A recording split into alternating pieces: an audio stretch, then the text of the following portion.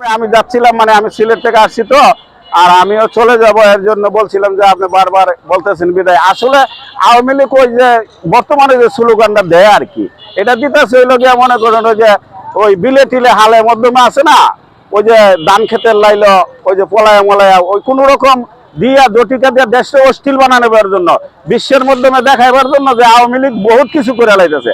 আসলে কিচ্ছু না।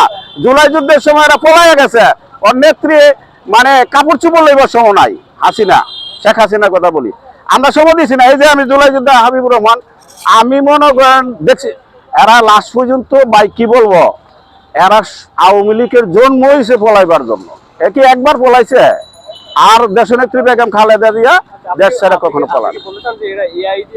হ্যাঁ হ্যাঁ হ্যাঁ হ্যাঁ হ্যাঁ হ্যাঁ, এরা এই আইডিয়াই তো, এই আইডিয়ার ভিতরে এরা তো অন্যর প্রবঞ্চনা, এই যে যাই জটিকা মিছিল দেয় না, ওই যে খাবারে হুবরে বইয়া কিছু টাকা পাওয়ার জন্য, বুঝেন না, আর কিছু না। খাইছে তো 17 বছর খাইছে, না খাইয়া মরবো, না খাইয়া মরবো। ওকে।